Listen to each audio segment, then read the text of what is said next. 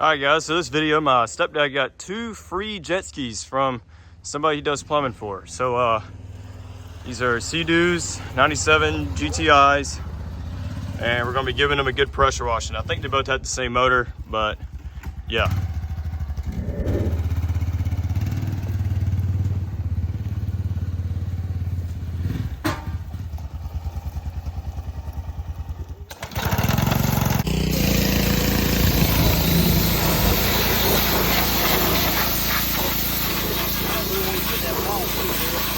Yeah.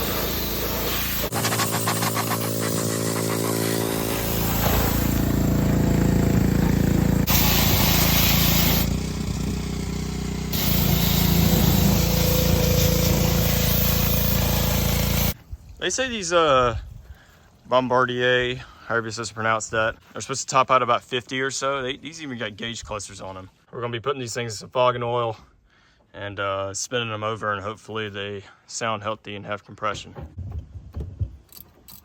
They look all right. Need some cleaning.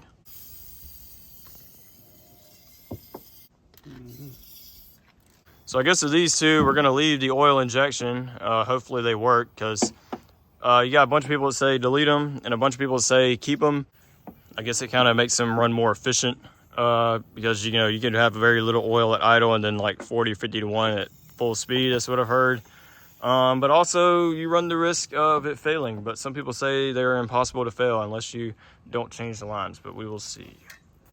All right, so we got the first battery in here. And this one, I'd say that'd be a stop, wouldn't you? What the heck does that mean? digitally encoded security system. Now, what in the crap would that mean? Good question. Maybe I got the wrong one on the wrong thing. What's the gauge cluster say? It's jumping up and reading. Hold it down. I am. Huh. It's getting power in. All right, so we got the new fuse in there. So let's hope this thing's actually gonna do something. All right. Yeah, without the key, it ain't doing anything. Right. Nothing. It ain't doing it. What's happening? What's happening to this thing? All right, so this one's doing the same thing. You can't really hear it, but apparently the one obnoxious beep means the keys don't match or something. But I mean, both the keys look pretty much the same. They're the keys that came with it. We're currently working on taking the, what is it? MPEC or whatever that is out. And we found some dude somewhere that we're gonna ship it to, and he has all the reprogramming equipment. So he's gonna reprogram it. We're also gonna be shipping this one off too. And relatively priced, and getting it back and putting it back in here, and hopefully they should work. But this one, the computer and all that's right up here, and it's really easy to get to. And apparently that MPEC or whatever is in here, so we gotta ship him that. But on this one, this is a 97 GTI, this is a 96. The computer module is all built in one, the power box and everything is right there. And it is about impossible to get to, as my stepdad is currently working on. Okay. There we go. I don't see corrosion, do you? I don't see any corrosion. It looks good in there. Sure does me. That was shot, or was out. Or did it come out with it when I took it out? I think it was already in there. What, he said it was a 5-amp fuse in there? Yeah, it's on the other side, I guess. All right, so after a while, we finally got the module back, and we're trying to install it. Yeah. So all I gotta do is just, put that lot in there just like that.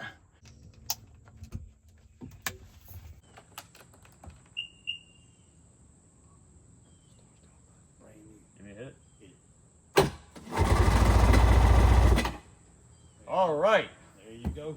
So shout out to, we're not sponsored by them or anything, but Westside Power Sports, because these are the guys that we sent them to redo these keys and security systems. Man, I'm done on my side. What's taking you so long? This is the booger. This is why I picked the booger. Picked the boogers. Yeah, it's about impossible in order to get in there. I heard it, but I can't. Yeah, the beeper's messed up. All right, so after dealing with those stupid clips, there's 6 of them, and there are 2 of them on the back, and they're about impossible to get to. So let's take this off. I'm hoping it's just one single carb. There's nothing easy. Nope. I thought it said dual when I looked at the... Oh, this one's a single carb. That is absolutely awesome. So this one by far is definitely much easier to work on. This older one is kind of a challenge. But on the flip side, it's not as greasy as that one because this one has been underwater. Let's see what the conditions of these look like. That's pretty good. Oh, it's a dual carb setup. Ah, gotcha. Okay. Gotcha on that one. Yeah, they hard as a brick. I mean, I might could leave them right there. Yeah, it's gonna need some new lines probably. That is like glued down it. Oh my gosh. Look at the state of that. That's gonna need a rebuild, don't you think? Yeah, totally. All right, so just because we finally got these things spinning over, we're gonna pour some 40-to-1 mix down the carburetors on both of these and see if they pop off. I mean, the throat of the carburetors don't look super bad on this one as compared to the other one. Ready? Hold on one second. What you putting in there? All right, try that. That runs. Ready? Go. Well, it smokes.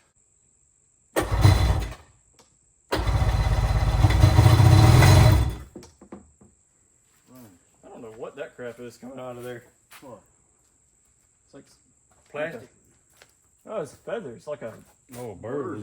There's a bird nest in there. Dirt dauber nest in there. And there's all kind of crap in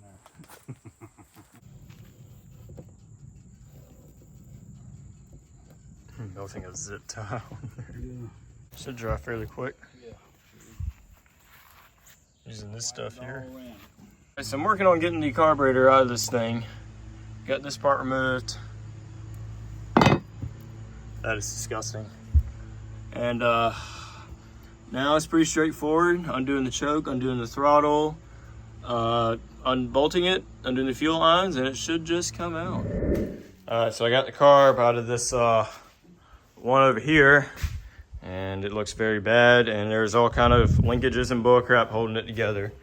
But unfortunately, this right here where the fuel pump is, the hose was like wanting to be welded on there, and it broke it off. And I didn't put that much pressure on it, and somehow it just broke off. Oh, there's some nasty crap coming out of there, no doubt. Ready?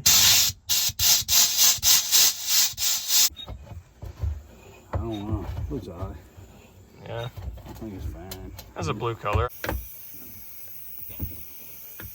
So we sucked all the old fuel out and oil, and basically get this thing ready so we can put a new carburetor on it.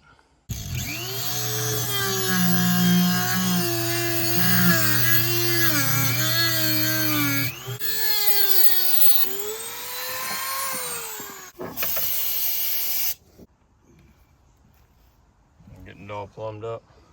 Right. I'm just doing it one at a time. Some of the new ochre clamps. Looking good. Good, eh?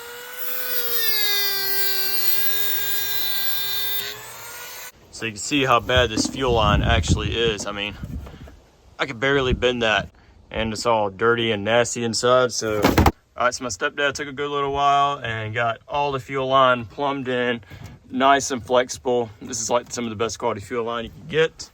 And so I'll run back by the carburetors. So yeah, this thing should start. And my stepdad's fuel tank repair on the neck seems pretty good. But the Mikuni finally came in for this jet ski, so I'm gonna be working on that. This one is a little bit different. This one has an accelerator pump on it, as you can see, and this one does not. Maybe this is like a recall update design or something. Everything else looks exactly the same, so I'm gonna put you guys on time lapse, and we're gonna get both these done.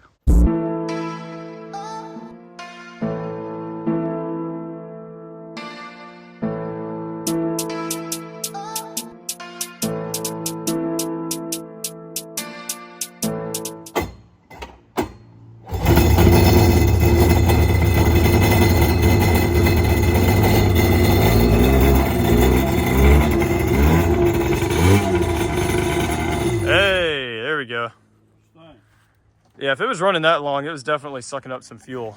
Again, we didn't go through these carburetors. We just put new lines on them to shop carb cleaner in them. All right, yeah, so use that. I'll be over here. Okay.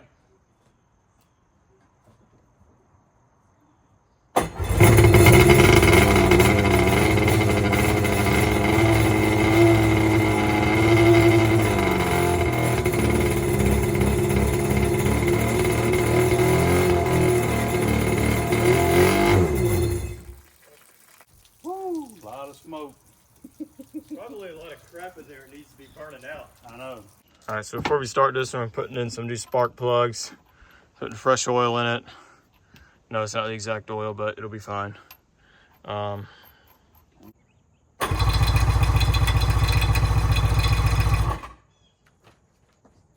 fuel's turned off.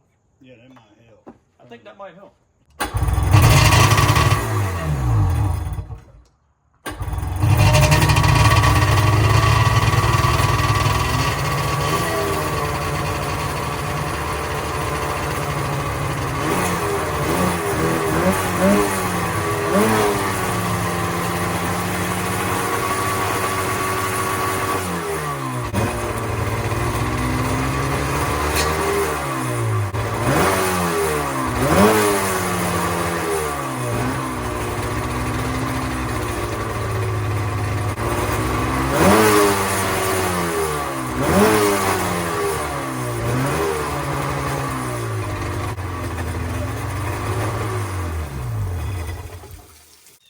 I don't know why it wants to climb RPMs without the choke on.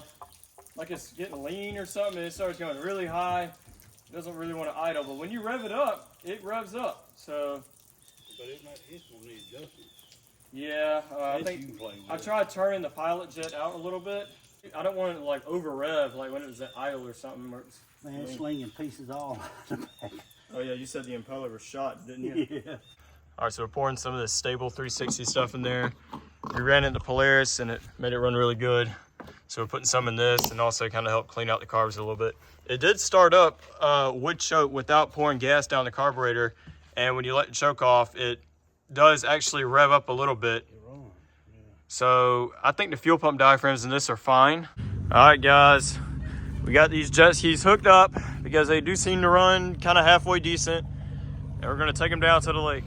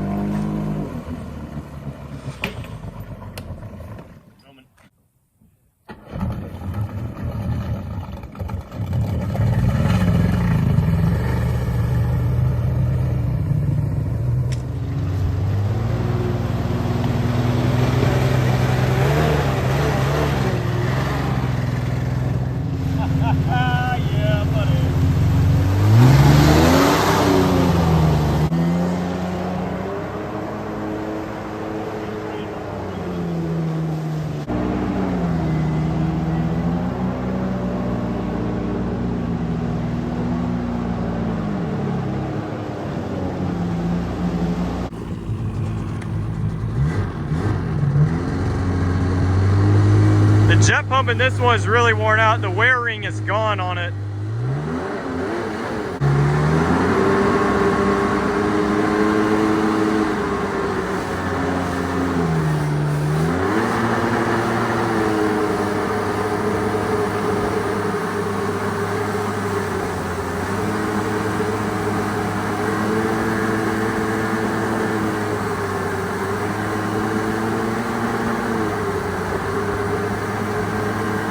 Once it gets going, it's going pretty good.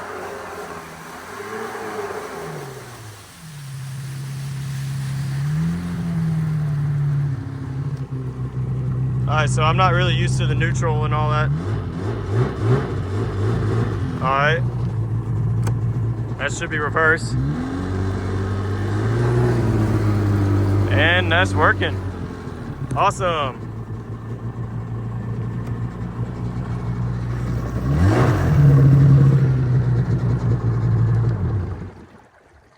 Can I try that one? All right.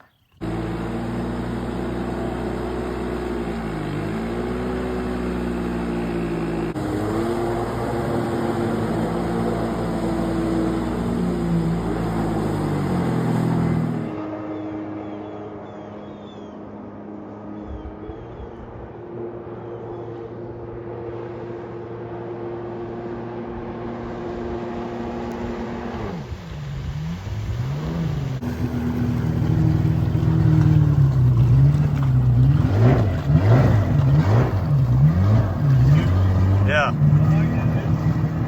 That one's hard. Yeah, this one you gotta, it's ridiculous. It idles. So you can touch it. I ain't touched the whole ink. It's hot down there on that bottom now. It's gone hot down there. Oh gosh. Exhaust So exhaust is pretty cool? is cool. Huh. I mean, usually the cooling is just in the head and the exhaust. It's not really the bottom end. Yeah. Because, I mean, there's not really combustion down there.